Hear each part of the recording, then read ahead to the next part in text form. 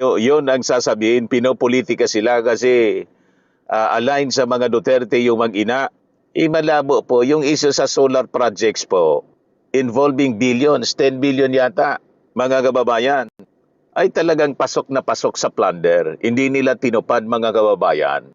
Hindi tinupad ng anak ni Loren yung obligasyon sa gobyerno. Alam na ninyo yung kwento?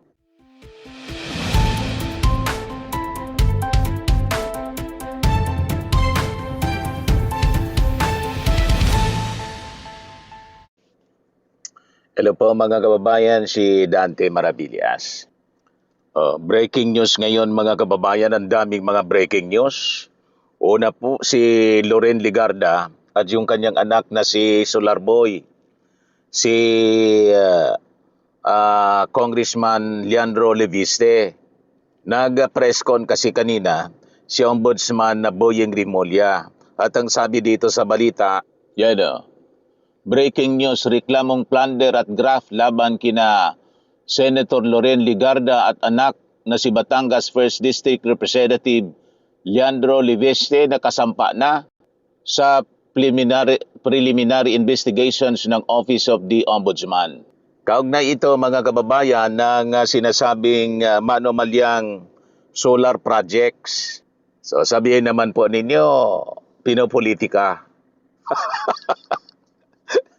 Diba? Malamang yun ang sasabihin, pinopolitika sila kasi align sa mga Duterte yung mag-ina. Malabo po, yung isa sa solar projects po, involving billions, 10 billion yata, mga kababayan, ay talagang pasok na pasok sa plunder. Hindi nila tinupad, mga kababayan. Hindi tinupad ng anak ni Loren yung obligasyon sa gobyerno. Alam na ninyo yung kwento? So sabi dito mga kababayan sa report ng News 5, kanina UNTV yun,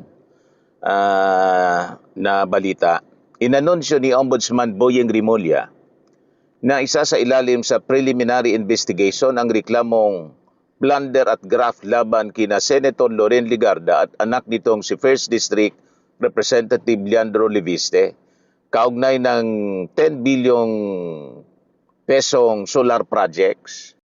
Tapos, mga kababayan, pag nangyari, ay malamang sa malamang yung mag-ina, susunod na po kay Marcoleta at kay Jinggoy Estrada.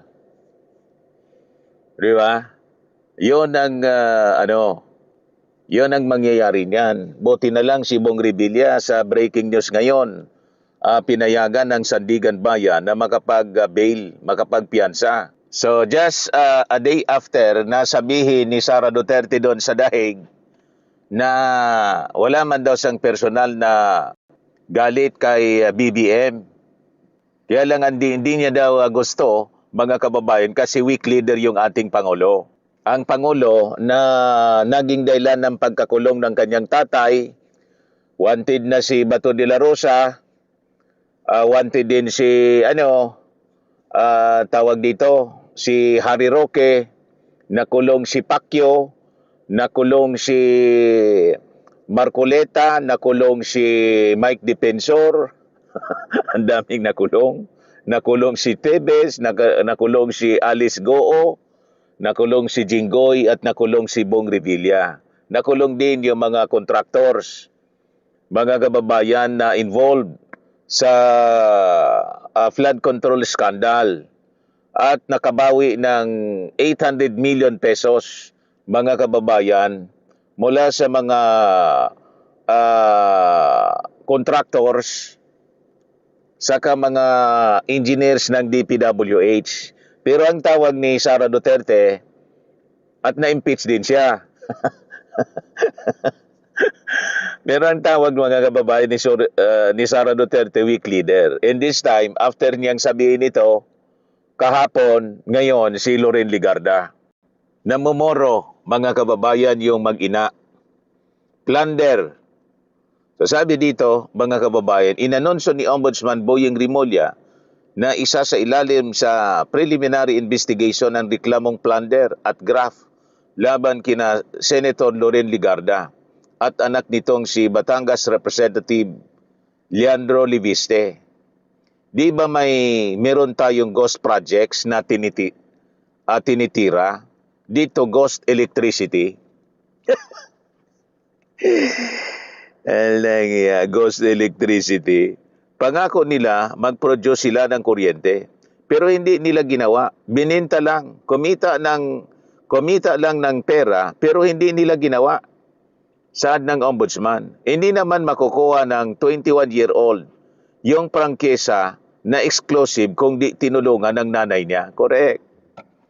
Tinulungan, dumikit mga kababayan kay Digong. Na chairman noon ng Finance Committee ng Senado. Paliwanag ni Remulla sa pagkakasama ni Loren. Malamang na mimilipit na ngayon mga kababayan ang pakiramdam ng mag-ina. Kahapon pa naman na kontrobersya itong kanyang anak na si Solar Boy. Itong si Leviste. Dahilan po doon sa balita na piniframe up sa Executive Secretary Ralph Recto. Gustong painan po ng babae si Ralph Recto. Mabuti na lang, biglang bumaliktad mga kababayan yung babae, nagsumbong sa mga otoridad at nagpa-interview sa media. Sangkot din mga kababayan yung dating congressman na si Jing Paras na very active sa mga maisog rally. Lahat sila active sa maisog rally. Si Leviste, si Leandro Leviste, ganun din. Gustong siraan. Mga kababayan, si Executive Secretary Ralph Recto, sabi ni Ramon Tulfo, malaking kasiraan pala sana kay Executive Secretary Ralph Recto kung naisagawa yung uplan laban sa kanya. Palalabasin pala na kumuha si Recto ng mga babaeng bayaran at pilit na bibigyan ng droga bago siya makipagtalik sa kanila. Planted sana, mga kababayan. Gustong i-frame up si Recto. Kabata-bata mga kababayan ng congressman. Ganon yung gawain. Di ba? Nakakasindak mga kababayan, kahindik-hindik. Ang nasa ibaba ay kumpisal ng bugaw na si Lito de Guzman sa NBI habang siya ay iniimbestigahan ng mga otoridad. Nakakuha ang aking Tweety Bird ng bahagi ng kopya ng salaysay ni de Guzman sa NBI. Sa aking palagay, maaring pinagplanuhan din nila ang ibang miyembro ng gabinete ni Pangulong BBM at mga politikong malapit sa administrasyon. Kasama ito sa destabilization plot laban kay BBM. Ayan mga kababayan, basahin ko na lang sa inyo. Post ito ni Montulfo. Ngayon pa lang. Matindi yung gawain. Mga kababayan ni Solar Boy. Ito yung parte, sabi dito, number 8 ng kanyang affidavit. Marami tanong, maaari mo bang sabihin kung paano nagsimula ang inyong usapan ni Congressman Jing Paras? Sagot, opo, bandang May 2026, tumawag sa akin si Kong Jing Paras at nagsabi na mayroon siyang gustong ipagawa sa akin kapalit ng malaking pera. Tapos,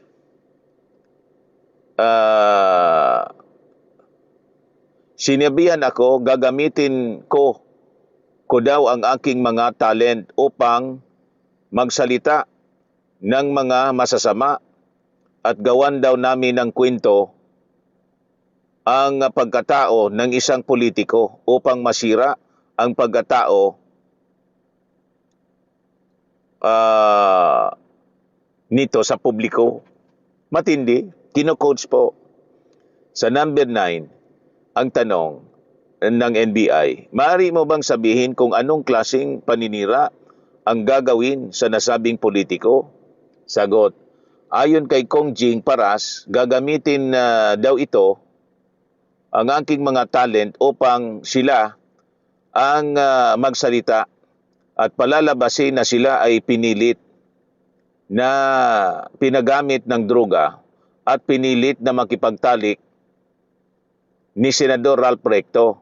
Palalabasin na masamang tao si Senador Recto sa kwento na gagawin namin ng aking talent. Number 10 na tanong, mari mo bang mabanggit kung paano daw ninyo gagawin ang nasabing paninira kay Senator Rap Recto, dating senador, executive secretary, ngayon? Sagot, opo, ayon kay Congressman Jing Paras, gagawa daw ng complaint affidavit ang mga talent at ito ay aming isusumite o i-file sa Fiscal's Office at pagkatapos ay kami daw ay magpapapreskon upang isapubliko ang nasabing pagsasampa ng kaso kay Senator Recto. Number 11, mari bang malaman kung ano ang magiging kapalit ng pinapagawa ni Kong Jing Paras sa inyong ito? Sagot, ayon kay Kong Jing Paras, babayaran daw kami ng tigi 1 milyong piso o kabuuang 5 million pesos para sa akin at sa apat kong mga talent kapag ito ay aming naisakatuparan. Dagdag pa niya, 30% ng nasabing halaga ay agad naming matatanggap. Di ba, mga kababayan, sabi ko sa inyo, mahilig sila sa tanim witness na lahat binabayaran para manira. At ito hindi malayo, mga kababayan. And in fact, nag-execute na rin po yung Maleta Boys. Nang sabi, binayaran sila ng 5 million.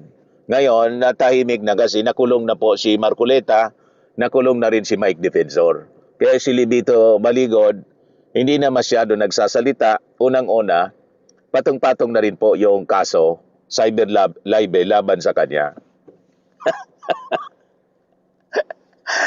You see, mga kababayan. Ngayon, balikan natin yung mag-inang Loren at Congressman Liviste.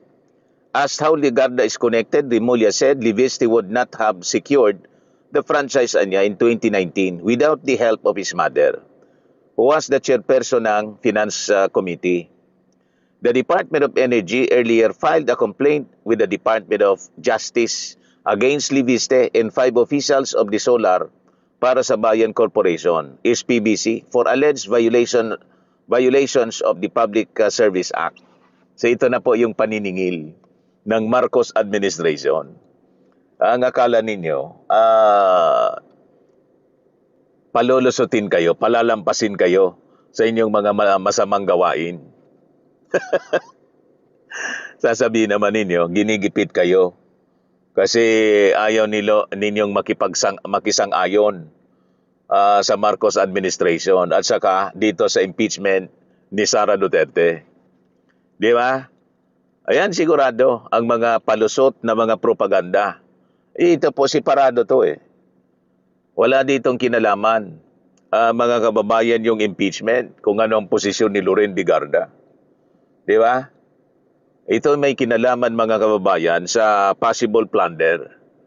Kasi po hindi nila tinupad yung pangako sa ating gobyerno. 10 billion contract, mga kababayan, at bininta bigla, kumita si Solar Boy ng bilyon na biglang naging billionaire, mga kababayan. According to the complaint, the firm failed to construct and provide electric power to customers and end users in remote, unviable, unserved, or underserved areas as provided under the company's 2019 franchise, which Congress granted under Republic Act 11357. So yun, mga kababayan. So yan ang mga kaabang-abang na mga balita. At wala pang reaksyon si Liviste at saka si Loren Ligarda. Now, isa pang breaking news, mga kababayan, yung ombudsman set to file over 20 counts of malversation complaints for preliminary investigation din versus Representative CSWS Party List Representative Edwin Garjola for being a congressman and contractor. So, nakikita na ninyo, sunod-sunod na yung pagpa-file ng kaso ng Office of the Ombudsman. So ito nagpapatunay mga kababayan na seryoso ang ating administrasyon na talagang papanagutin yung mga sangkot sa iba-ibang uri ng korupsyon sa ating gobyerno. Be it sa public works, sa mga flood control projects, infrastruktura, at pati sa solar. Sabi po ni Boyeng Rimulya, kung may may mga ghost projects sa flood control, mayroon ding ghost electricity. Di ba? Puro mga pusakal at nagmamalinis yung mga pusakal, mga kababayan. Hindi kayo lulusot po, mga kababayan, dito sa kampanya ng ating gobyerno po, ng Marcos administration. Okay po, so yun ang ating short video ngayon. Ako po si Dante Maravillas.